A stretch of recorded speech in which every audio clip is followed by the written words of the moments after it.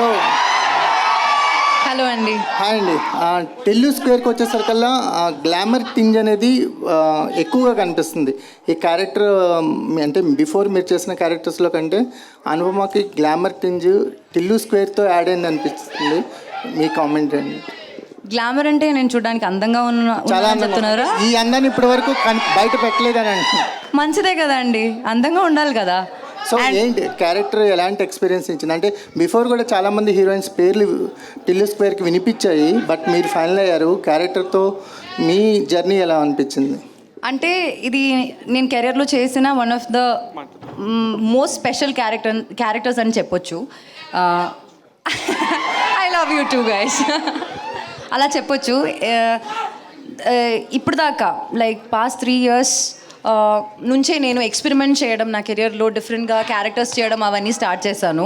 అప్పుడు దాకా నేను చేసిన క్యారెక్టర్స్ అంతా నాకు ఇష్టం, కానీ యాజ్ అన్ యాక్టర్ నేను ఎక్స్ప్లోర్ చేయలేకపోయాను కొన్ని characters because of the limitations I had and the circle I was put in to. So ఒక యాక్టర్గా నేను ఎక్స్ప్లోర్ చేయాల్సిన ఒక ఏరియా అనమాట, అది ఎక్స్ప్లోర్ చేయడం ఇక్కడ జరిగింది. And I strongly believe in the character అండి. I really think it's one good character that I can be proud of. Okay, so ఈ సాంగ్కి మ్యూజిక్ కంపోజ్ చేసిన అచ్చు గారు is here. Welcome to you Achu గారు. అండ్ యా, మీ question అండి. యా, ఎప్పటి నుంచి మీరు మిమ్మల్ని ఇలా ఎక్స్ప్లోర్ చేసుకోవాలని చెప్పి డిసైడ్ చేశారండి?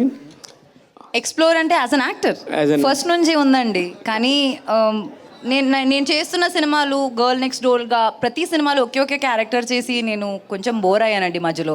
తర్వాత లాక్డౌన్ టైంలో నేను చాలా వరల్డ్ సినిమా ఎక్స్ప్లోర్ చేశాను. మధ్యలో నేను యాజ్ అన్ యాక్టర్ నేను ఏం చేయాలని అనుకున్నానని రియలైజేషన్ వచ్చింది. సో పర్ఫార్మెన్స్కి స్కోప్ ఉన్న క్యారెక్టర్సే నేను ఇప్పుడు చేస్తున్నాను. జస్ట్ ఫర్ హీరోయిన్ ఆ పేరు కోసం నేను ఒక సినిమా అయితే కమిట్ చేయను. అందరూ అనుకుంటున్నారు సిద్ధు వల్లే అనుపమ ఇలా మారిపోయింది, సిద్ధునే చేంజ్ చేశాడు మొత్తం అనుకున్నారు.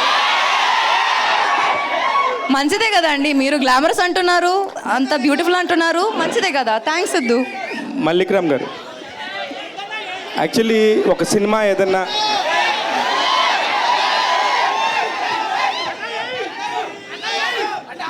సిద్ధు గారు ఏం చేయలేదయ్యా, వదిలేయండి. మల్లిక్ గారు మాట్లాడు సార్. ఒక సినిమా ఏదన్నా కనుక ఒక సినిమా ముందు వస్తే చాలా ప్రెజర్ ఉంటుంది సార్. అట్లాంటిది అసలు ఏ ఎక్స్పెక్టేషన్స్ లేకుండా వచ్చిన డీజేటీలు ప్రపంచం అందరూ కూడా ఇప్పటికీ ఆడుతున్నారు, పాడుతున్నారు. దాని కంటిన్యూషను మీరు ఫస్ట్ దానికి మీరు డైరెక్షన్ కాకుండా సెకండ్ మీరు చేస్తున్నప్పుడు చాలా ప్రెషర్ బిల్డ్ అవుతుంది. దాన్ని ఎలా మెయింటైన్ చేస్తున్నారు సార్?